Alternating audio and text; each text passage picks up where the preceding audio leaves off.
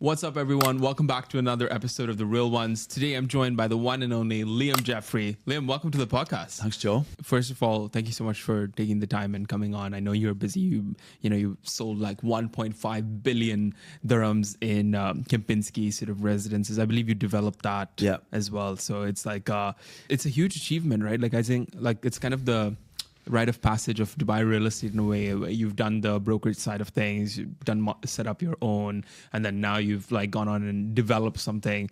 What's next for Liam Jeffrey? So much, I think. Okay. It's just a bit crazy at the minute now. Yeah. There's a lot of plates spinning, and we'll see. But last year we didn't travel. We stayed through the whole year because we had our second child, which was amazing. Yeah. But we always like to try and get away. And this year we had flights booked for the 2nd of July. And this week, with so much going on, I had to come to the realization. I sat down with my wife and I was like, there's no way we're going to travel this year. Oh, man. So she's not best pleased, but it's just too much. We're just too busy. So hopefully we can get things, we can have a great year and have a nice Christmas. But yeah, we're not leaving. There's too much going on right now. Oh, wow. I think that's the same like sort of shared sentiment across the market. Like people who are operators out here are just like, there's way too much going on to like leave for more than a weekend even. Like I think that's where people sort of draw the line. But yeah. And even if we did leave, you'd leave physically, but mentally you'd still be here having to really think about everything. So what's the point? You're really big on the whole like mental and physical health piece. I swear, when I wake up in the morning, I unfortunately have this habit of checking my Instagram. Yeah. And unfortunately, I open up your stories and it's like 5 a.m. and the guy's running and I'm like, oh man, like this is just, it's 7, but it's not that bad. But like still, like he's doing it not fine. Too bad. To be fair, I've got to do that to get in the gym before I've got to get back and take my daughter to school. Oh, fine. So there's a reason for it. Wow. Now he's a great dad too. Yeah. Oh, come on. I wouldn't just wake up at 5 for no reason. Yeah. 6 is probably what I would usually wake up at, but since we've just had to fit things in, so it's either up at 5 or I don't get the gym in and I just don't function well without exercising. No, we don't really talk about this on the podcast, but I know you're very big on the Whoop thing. Yeah. I got my new one. It's just arrived today. So what's the deal with this new Whoop situation? And also how important is this whole mental health, physical health piece to the longevity of your career in like real estate out here? Yeah, I think we'll see how it plays out. But I'm not that old yet. But I think it's all about energy. I think success is about 2 things: hunger and energy. So for me, energy throughout the day is a priority. I used to do a lot of fasting, but the problem with that for me was just that I'd have these, tough periods around 2-3 o'clock where I'd really feel like I'm, walking through treacle, and it was just tough. And you can't afford to have that in this game. You got to be sharp all the time. So fasting's out the window, but obviously watch what I eat and exercise as much as I can. And it gives me the energy to go throughout the day. And I think as I do get older and, try and keep up with the young guys now that are coming in, you just got to have that energy. So I think definitely for me, just a 1% chance that I'm going to be having more energy and lasting longer, then I'll do it. It's something that I think about a lot because I feel like I catch myself like slipping on the whole fitness stuff when you're like in this grind of like building something quite massive. And then I see guys like you who are able to sort of balance it too. And then you realize it's just laziness, right? Like, and you just need to like get over it and like do the thing. You know what? Yeah. We read Atomic Habits. We have a book club at ACO, and we read Atomic Habits this year, have you read it? No, I don't really read too many books, but it's really good. You don't need to read the full thing now. You can just go and chat GPT and have a summary. And almost like just dig into the parts that you can actually take away from the book. Yeah. But one of the things is identity, and it really made sense. If you don't see yourself and talk about yourself as a person that exercises, you can try and willpower it all you want. It's just not going to stick. You might stick for a few weeks or a year.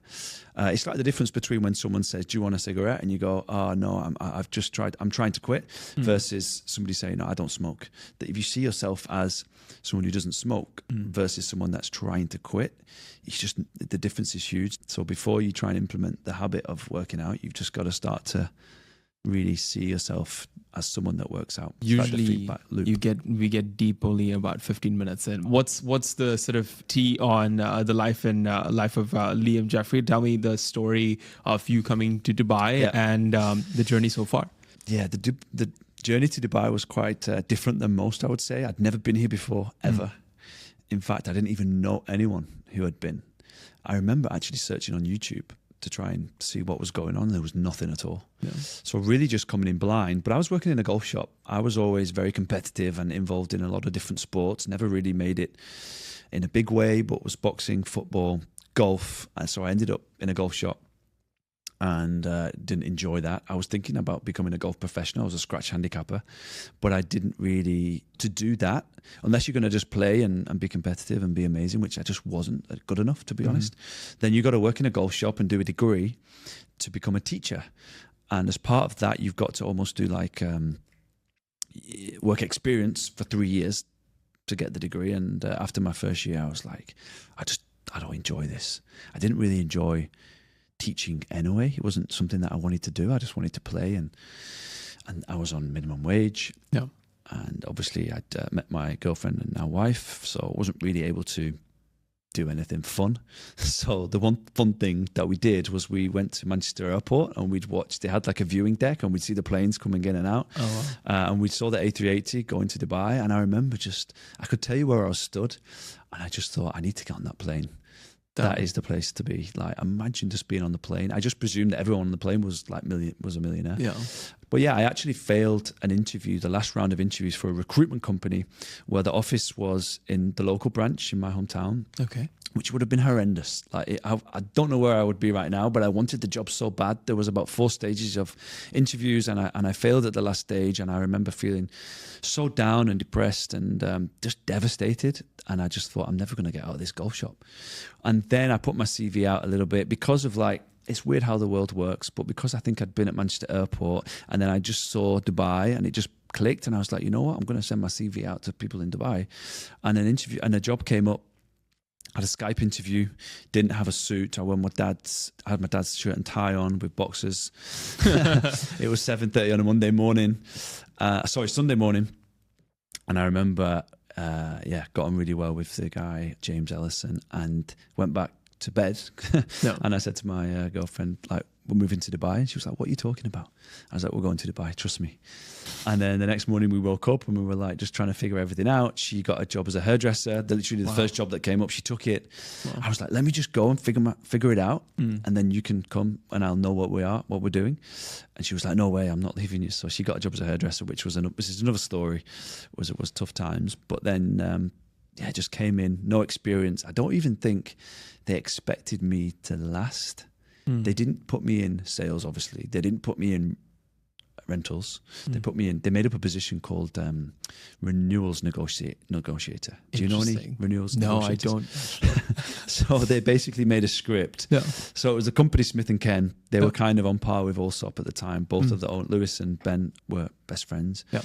And basically, so I started off, they gave me a script, and any tenancy contract that was due for renewal, I'd get the prompt to give both sides a call to negotiate the renewal of the rental contract. And I would charge 2,000 dirhams. And in those days, the market was really increasing, so tenants were happy for me to help. What to year make is sure this? This is 2013. Okay, got it. So tenants were really happy for me to help because they didn't want to pay the increase. Yeah.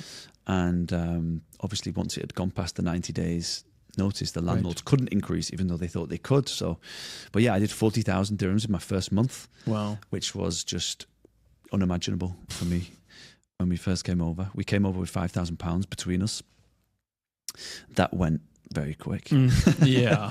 Rent itself. It went very quick. And, but yeah, I absolutely loved it straight away. The atmosphere was electric, very different in those days. I tell this story a lot, but the Wi-Fi name at the company was No Chance. So there was just you just couldn't imagine. There was no Facebook, Instagram, there was nothing. It was just, there was 2 call outs a day. And I remember the one thing that the managers were like over-indexing on was calls. Right. So they were just obsessed with calls, and they'd have leaderboards. So you get sent leaderboards on emails twice a day. Oh, wow. Once after 12 o'clock and once at 5 o'clock. And you had recorded stats. So you had to be hitting a minimum of 50 calls a day. And they had green, which meant you were okay, you were safe. Yep. Yellow, which meant like you're in the middle, you need to pick it up, and it just everyone's name. Or red, like if you don't pick it up, you're going to be singing karaoke in front of the whole office at the end of the week. Yeah. Which obviously, as a 22, 23-year-old new into the company, I didn't want to do that. But I just thought, calls are important. So I'd do my deals with the renewals. And then I'd just be asking for data, and I'd be like, look, let me just call everybody you want. Like, you see, this is important.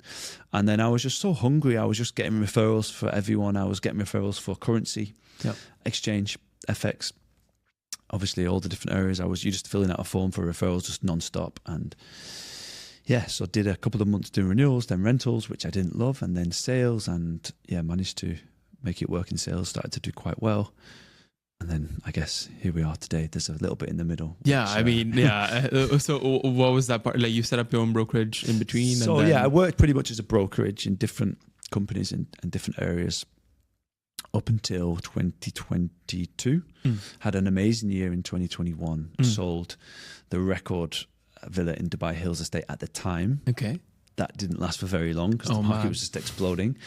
But that was an interesting story. So I was probably one of the first really to see social media as an opportunity, even though in my mind, I'd had the idea to do social media around the job since I first came over, but just didn't have the balls to actually put myself in front of the camera. And I still can't watch myself really? on videos, yeah. Damn. So it's still, every time I do a post, people think, oh, you know, this guy's really confident. He's used to it. Yeah. But I still like cringe. And I saw the one with the JGE Jewelry Hill something, and then you had the tie. It was half. That was intentional, right? It was yeah. So I do it every time now because you know why? Yeah. Everyone hates on the tie and they comment, but then I think that tricks the algorithm into seeing this is getting comments. You're soon going to just have to wear it like that default because they're like, oh, he's the two tie guy. Right? Yeah, exactly. Yeah. No, I love that. So, where was I? So I was one of the first. I would say there was me and Dennis. I don't know if you know Dennis. No. Big Dennis, a good friend of mine. Oh yeah, from Really? From Really, yeah, exactly. Yeah. So we were kind of the first to start doing consistently a lot of content, and I was doing a lot of property tours.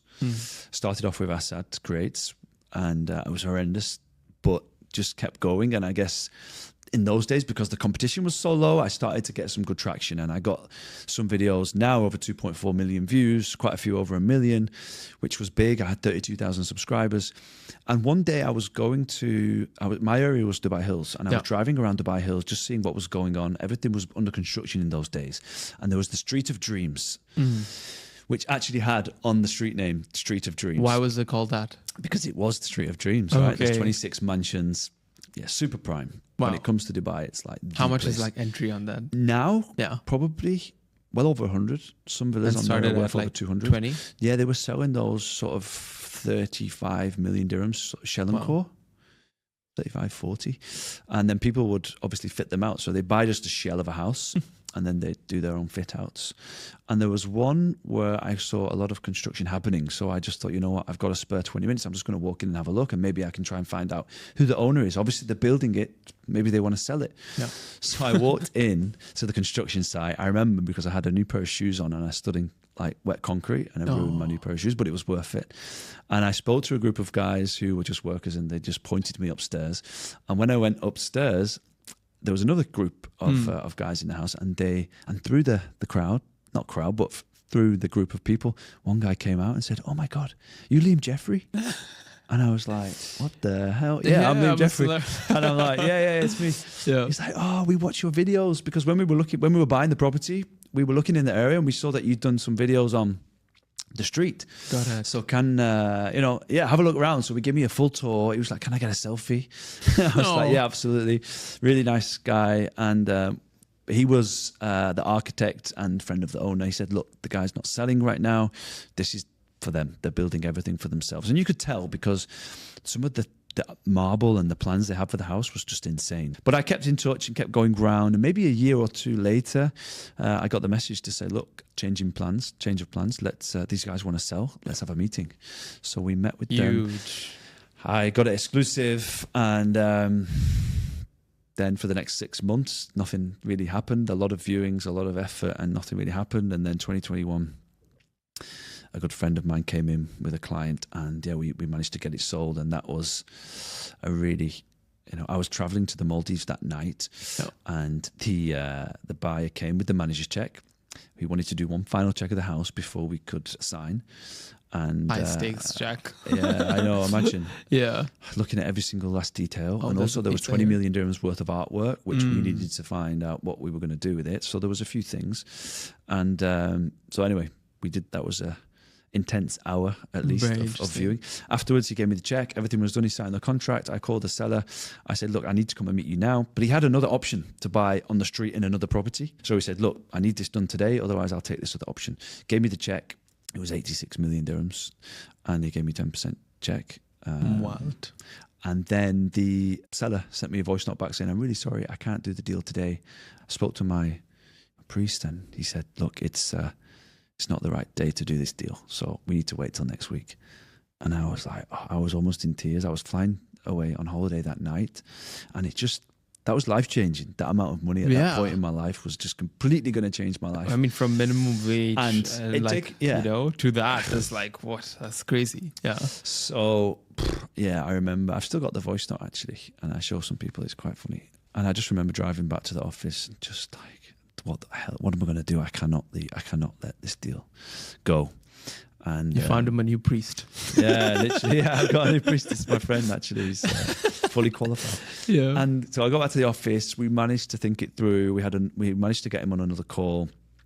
And I can't actually remember what I said on the call, but I arranged a meeting in the one and only. And I went and met him and had the contracts and we talked it out. And he spoke to his guy. And the guy said, look, the only way you can do this is if you sign at 9 p.m. Now, I was supposed to be at the airport at 10, hadn't packed anything, as usual. Yeah. So, but yeah, we met and I remember probably got there around 7 p.m. So for 2 hours, we just sat there doing small talk, literally had the clock in front of me and I was just looking at the clock going, this is the slowest clock in the world. Yeah. And then, 9 o'clock struck and we signed the deal, left the best feeling ever, left and drove straight home on the way to the airport. Wow. Unbelievable, like life-changing. So and then you had a really good vacation after that. I had an amazing vacation, although it wasn't transferred. So still, I was like just trying to make sure everything went well, what it did. And so I had an amazing year in 2021, going back to the story. And then sort of met a few guys and we had a plan to build a brokerage, something that I'd always wanted to do at the right time. And this did seem like the right time, to be honest. And we planned for maybe 6 months. We had the name, we had everything ready. And then I had a friend that I knew from selling his project who said, look, I'm about to launch a new project. It's going to be, and I knew about the project. I knew where it was. I knew it was a big project. And he said, look, what's your plans? Because I'd love to partner up with you potentially and we could do this together. And I said, well, this is quite bad timing because I'm literally about to set up a brokerage. And I really didn't want to lose this opportunity because for me, being involved in developing something and having your your imprint on the city is like a dream of mine in a way. Of course. And I want to do much more than what I've done, but it's a start, and we learn so much. So I got everyone to meet together and there was 4 owners of this new brokerage company. And we pulled it all together so that we would exclusively have the project and future projects. And then we started and we, startup life. It was a tough first sort of 6 months or so. Yep. I was bringing in deals and we weren't where we needed to be. But I guess you never are when you start out. And it was just building slowly. We took a new office in Bay Square. And then there was a disagreement because we had a deal that we were all equal partners. We all said that we would take an equal salary from anyone's deals because when you start a brokerage, there's so much to do. Sometimes most of the stuff that you're doing as an owner is not income producing. Yep. You're not out there brokering like you used to. You're setting up bank accounts. You're working with the marketing team, working with the property portals to make sure things are you're doing HR, you're doing everything. Yep. So the idea was that we're not going to be agents anymore. We're going to be business owners. We're all going to put in money. I actually put a deal into the company that was done previously in a way. Like I was all in. If I had 10 million, it was going to the company. It's my company, right? And we were all in it together. But then one of the owners, I helped him with, I introduced him to a developer because I knew the developer was about to launch in Dubai Hills, which was big news because I had a client that was trying to buy a plot and I just heard through the grapevine that this new developer were about to launch. So I kind of had inside information. So I got us in there early and his client was brilliant and they ended up, he called me late at night and said, Liam, they really like it. they want to make an offer. And I said, okay, perfect. Let's treat it as a secondary market deal, because that's what they mainly knew. We made an offer, the deal got done, and it was 1.4 million dirhams commission. It was amazing. So that kind of got us back on track. Was really happy. Everyone was like, great, we can kind of kick on now. We can get the new office. We can relax. We can like really strategize and grow the company. And then he said, you know what? Just so you know, like, that's my deal. I want to take some money for myself. Crazy. And we were in Dubai Hills Golf Club. And I was like, what? Like, we were so far away from where I was coming from, with like putting every little penny into the business and just not seeing it as my deal, seeing it as the company's deal. And he wanted to buy a watch and take money out of the business to buy a watch. And I didn't think that was right. We didn't really fall out about it as such. I just kind of realized in that moment that we're just so different. It's just not going to work. Even the fact that he'd said that, we spoke for a week and tried to work something out, but I was already out when he was coming from that position. Yeah. From my background, I'm a team player. And for me, it's like, if I say something, doesn't matter if I do 50 million, I've said something, I've shook hands, and that's just the way it's going to be. I've made my bed, I'll lie in it. But I didn't really think of it like that, because it would have been great for the company. And I own the company. Yeah. So, yeah, we were different. And then we said, you know what, let's just, we had a great opportunity with the project. Yeah. Which I obviously then took, and we separated amicably to a degree, and everything was fine. So I went on to do the project, and I think you're being very nice about everything, and that's like it's, I guess, a mark of like how well you've done since that as well. Like, I mean, let's take it a step back, right? Like, what was minimum wage? What, like £10 an hour, £8 an hour? I remember it was about, I have a figure of £12,000 a year. Okay, in my mind. But basically from that to then booking like a 86 million dirham mansion to then doing a 1.4 billion dirham project, right? Like, I think it's interesting, like all of these things happen for a reason. I think like a lot of these are like learning experiences. Even looking back at my own sort of building journey, like 4 years, a few $1 million in, you know, it's like, you're just like, at what point does this become a moonshot kind of a thing? And the last 12 months have been sort of, you know, a testament to that.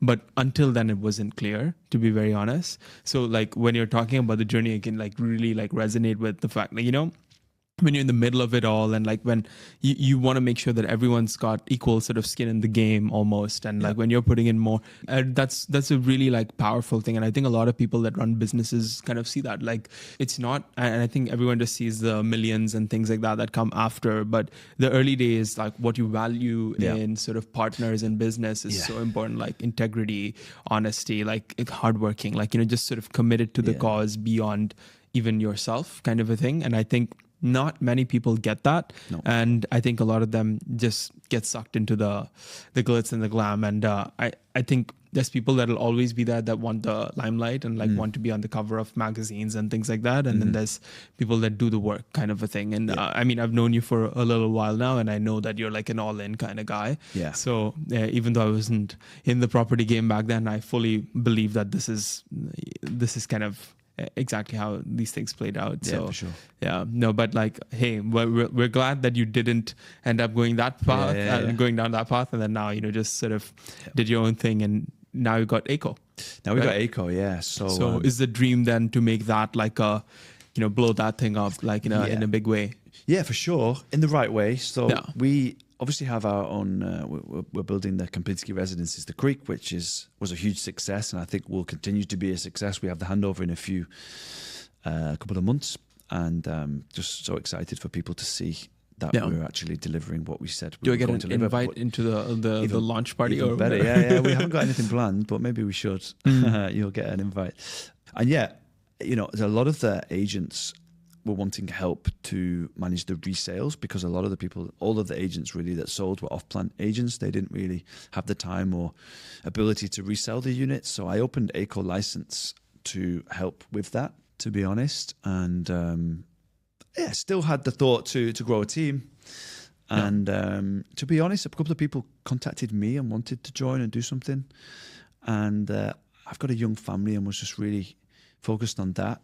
But then I guess you could say I got the itch to do something. I still see opportunities, and I still think I can do things not better, but definitely different. I think we can come at it from a different angle, which everybody says, but let's see if we can actually do it. Yeah.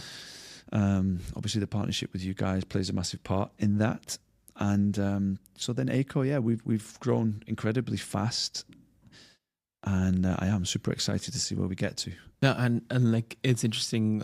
Like again, like teaming up with you guys has been amazing, right? Like just on a technology front, I think you think quite differently. And like I had Patrick on just before this, so we had like we have two different views going.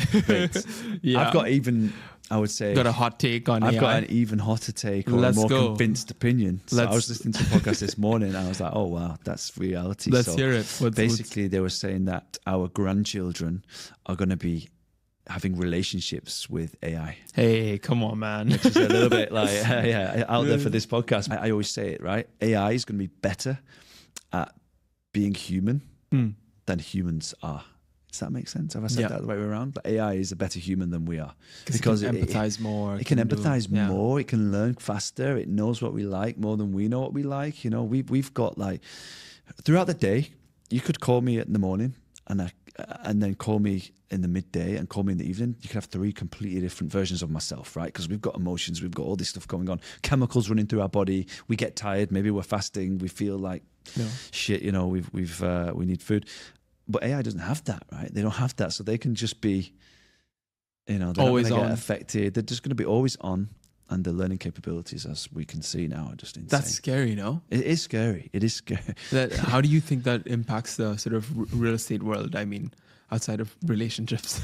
Well, real estate is relationships, right? So AI is going to be better at relationships than us. And the mic drop, everybody says, not everybody, but a lot of agents, you know, feel that AI, we still need that human touch.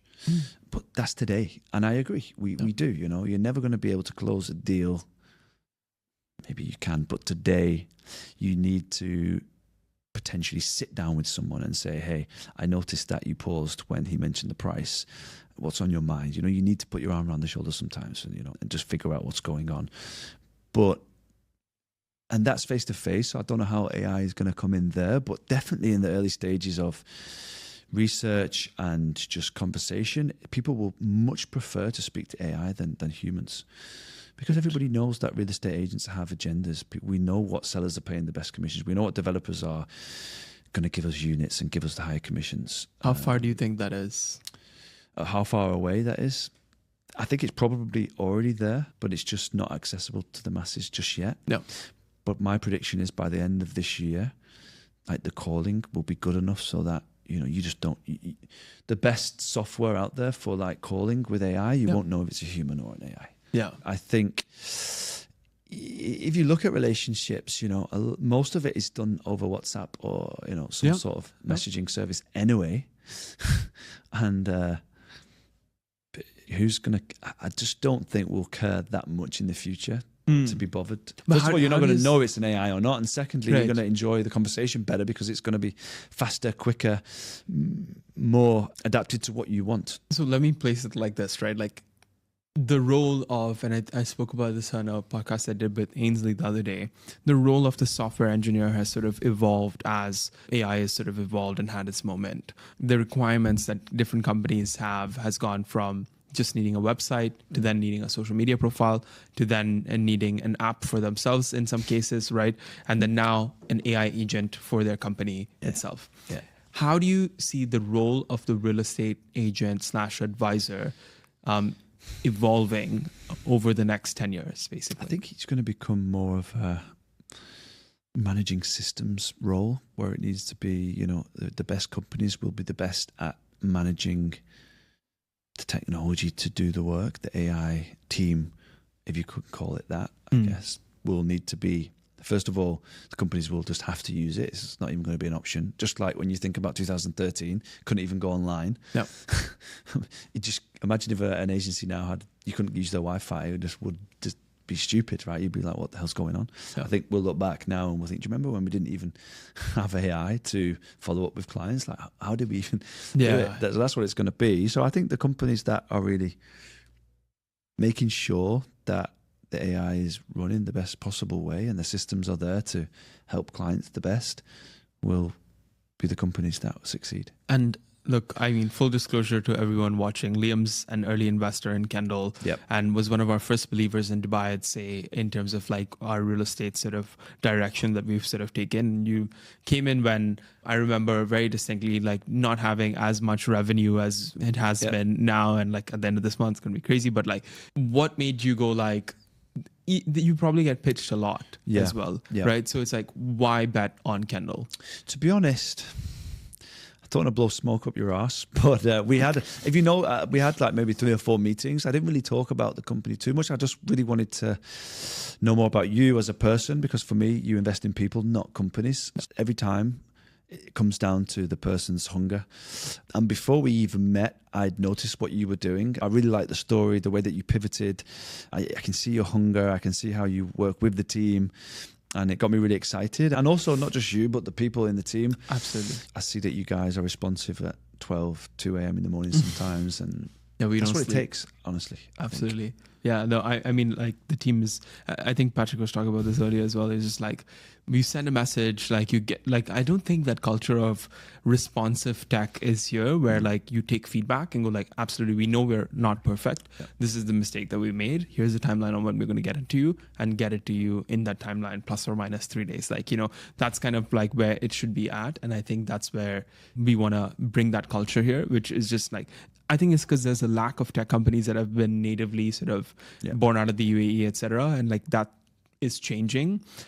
So I think the more we can position it as global tech companies forming from here and going to the rest of the world, the greater the bar is to like develop more competitively. Because as much as Dubai is like getting there on the technology, like early stage technology startup sort of thing, I think we're still a very demanding market and we're very reasonably price sensitive as well. So it's like you have to push the best possible product out and somehow combine everything that already exists onto it so that, you know, you can get someone to switch, because otherwise they won't. Yeah, exactly. You can't just do new things. You've got to do the existing part really, really well and then add on the new options for people to then want to do more. Exactly. There's a lot of people that'll watch this and say, hey, I want to be like that guy, like when I grow up or whatever it is. Right? Not quite yet. There's definitely better role models than me to look out for. But you know, still we're trying. Like, you should, like, not to sell short, like I think you've accomplished so much, right? So how do you evolve from that? Like, how do you unlock that mindset? Because I've seen you think very differently to most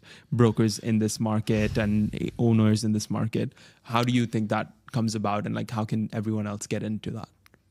So, as a leader or as an agent? As a leader, leader. So, I think with leadership, something that I heard when I wasn't a leader was that people get it wrong. They become managers and then think people work for them, and it's the wrong way around. When you become a manager, you then work for the 10, 12 people in your team. Yeah. So like now when we hire, the one question I ask myself before we give an offer is, do I want to work for this person? Because that's what it is in reality, you know. Yeah. It's just constantly now we've got a team pushing 15 and I'm just, I'm working for these guys to make sure they've got everything they need and to make sure everyone's communicating and things are happening. So I guess that's really helped me when I'm bringing people on board, is that, do I want to work for this person? Right. And that's a real manager. A real manager has that point of view, I think, whereas most managers that I've had in the past or worked for, it's like they've done reasonably well in the job and they just want to kind of take a bit of a steady income, and they don't want to push themselves as hard as they used to. They want to take weekends off and finish at 6, so that now they've got these guys to go and do their work and they earn money off everyone else. I mean, previously the advantage was that you knew more than the person that was like working for you, but now that's kind of going away. Yeah, knowledge is not really an advantage anymore. It's not any, so then I guess the over indexing on the communication relationship component of it, like actually knowing who you're working for, as you said. Yeah. It's a big deal. Something that I really liked from our last book on the Eco Book Club was Crucial Conversations, and it talked about the lag time between when you know you should say something and call someone out on a situation or a problem, or the longer the lag time, the worse the culture is, the worse the trust is. Yeah. And I think just for me now, just really focusing on the shortest possible lag time and just making every conversation to be safe, like because that's what it is. You need to be able Like to you can talk. speak and- your mind. Yeah, like, you and need like to be. it's fine. Yeah. Like we have sessions in the morning and we practice like talking about figures, facts, and news, so that we can then give value to our clients. And Run me through a workshop. Yeah, How would we do that? Yeah. so I do the research, and so right now everybody's saying the market's great, and I guarantee majority of agents will be selling properties based on hype, headlines, just kind of winging it, and the market's great. So you can still make money doing that. You can be reasonably persuasive just by saying it's a great time to buy. Everyone's buying right now. The prices are rising. But for me, when you join ACO, you're not just that average broker who uses hype. You really know your shit, right? So we learn facts and figures. So we have a document, which is an ongoing document, which is pinned to the top of our group chat. And I expect every single agent, first of all, to know the numbers that we talk about, GDP growth, expectations, last year's GDP growth versus this year, the global average expected GDP growth from the IMF and the World Bank versus Dubai. So how we compare to the rest of the world versus also how we compare to previous years. We talk about the population increase. We talk about the expected property prices, and we talk about the supply. I don't know if I mentioned that. So we kind of look at all of that as our information when we're able to guide clients. So yeah, we'll basically throw the guys in front of the camera and we'll film them, and I'll role play with them. I'll push them really hard, and then after we have the session, they've got that to review and they've got to watch it back. And I know if they've not watched it back, because the only way that they're going to improve is to actually watch themselves. And it's really hard to do. Horrible. What you think you're doing and saying. In your head, you sound amazing, but then when you watch it back, you're like, oh my God. So we video it, and then everybody has their turn, and you're not allowed to be positive, which might be a little bit weird for some people, but I don't allow any positivity. I will say at the start, everyone's doing great. I love that we're doing this, but this is not about just patting each other on the back. I want everyone to be harsh. This is almost like a roasting session, because the guy's not going to learn from you saying, yeah, you did really well. That's not helping them. No. So when you talk about this, like where the property market's headed, right? Like what is that crystal ball view that you've got right now? The crystal ball view is, if you look at the population growth, April to April, it was 5.93%. Over 200,000 people moved here. That trend seems to be continuing. And then what we do is we look at 300,000 units that are planned to come to the city, and then we break it down into when that's expected to be, and what that's expected to be, where it's going to hand over, and what type of properties are going to hand over. And then depending on where we're selling or buy, we're helping the clients buy, we're then able to realistically look, because 300,000 is a big number. It's scary, right? But then if you consider villas and townhouses, let's say, I don't know, 70% are going to be apartments. Then you've got the rest, which are villas and townhouses. If you're looking at independent villas, a large percentage of those are going to be townhouses. So the number is between 1,300 to 2,000 villas handing over, with 200,000 plus new people coming to the city, plus a lot of people anyway wanting to move to villas and townhouses like myself. When you have a family, you want a garden, you don't want to be going in a lift with babies and children. So that's an opportunity, right? So that's kind of where we can say, I would argue there's a massive undersupply of that type of property, to give you but the way that we do it is that we kind of role play it out. So it's a conversational learning, as opposed to just learning the numbers. You've got to know the numbers, but then you've got to be able to talk about it in a convincing way, because that's the job. Very interesting. I think it's like so and I important. seen the confidence that gives the people.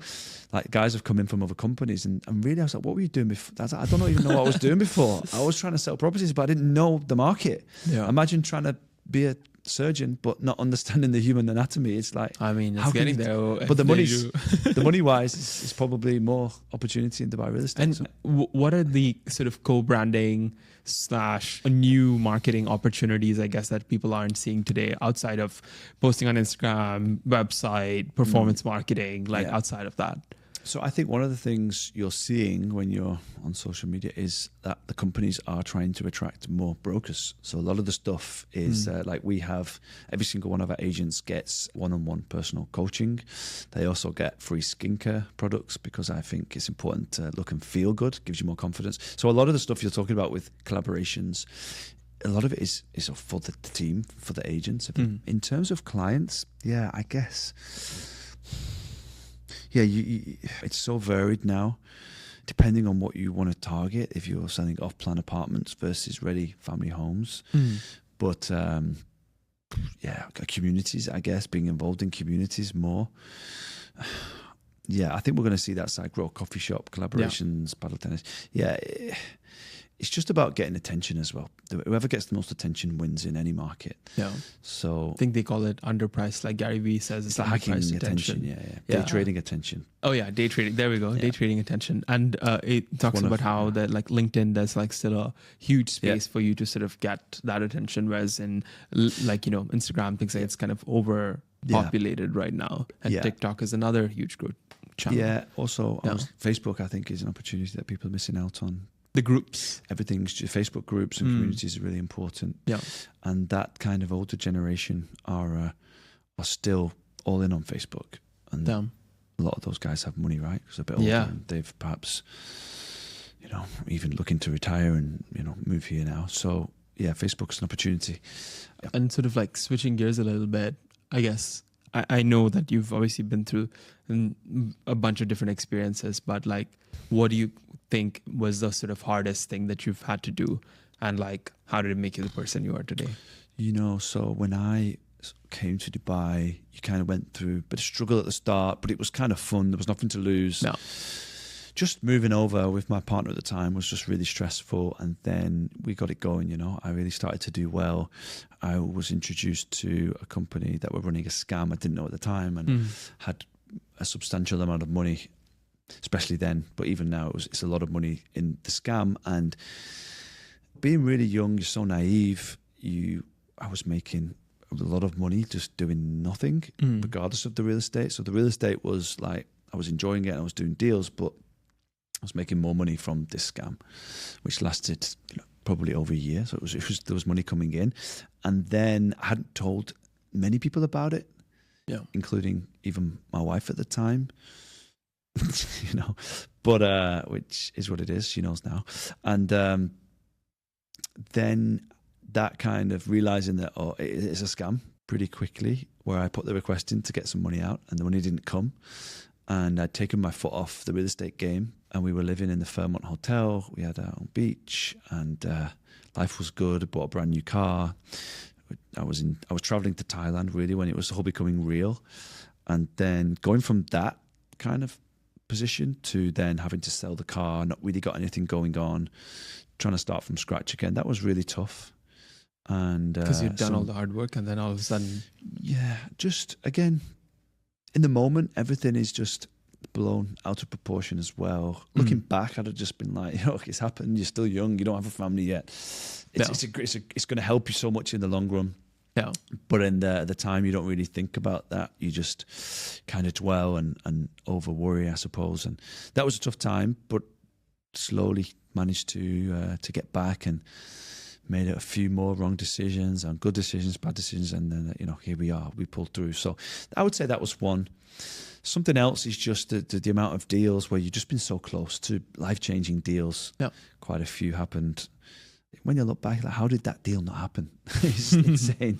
Like, I think it was agreed, and the time wasn't right. Just time wasn't right, and you look and you see your friends doing deals, and you think, why is this happening? I just don't understand. And the market's been great after COVID, but it's not always been like this. There's been some really tough times. You couldn't give property away. That's what it felt like sometimes.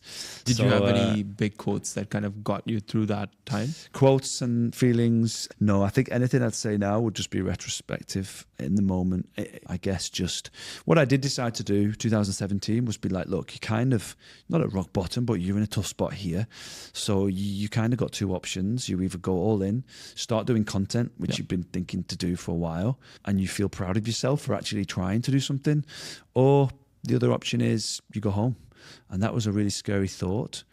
And it took a lot of time. I started doing the content, started to get recognized, and then that led to that deal, but then many others, and pulled through. So amazing. Yeah. And looking back, I guess, or looking forward, what advice would you give to your 21-year-old self? Just enjoy it. I think when I'm 90 years old, hopefully older, on my deathbed, looking back, those will be some of the best times I've ever had. But in the moment, everything's just so stressful. You have that horrible feeling. You've got to have conversations that you don't want to have. You've got to sometimes let people down, not because of anything you've done, but because of the other side's just, not a good person or whatever. So you just got to remember that everything that's happening right now is pretty soon going to be nostalgia, and it's all going to pass. You're probably not even going to remember these really small things. So just enjoy it. And everything's going to be okay. Life's too short. We're all going to die soon. So just go for it. Liam, thank you so much for coming on the podcast. I really appreciate you making the time, and also really appreciate you backing Kendal. Yeah. I think that's huge to get that sort of buy-in from someone who came in as a customer. Thank you for believing us. No problem. Thank you for doing what you're doing, and I'm super excited to see how it plays out. No, of course. Liam, thank you so much for coming on the podcast. Thanks, everyone. Join us next week for yet another episode of The Real Ones.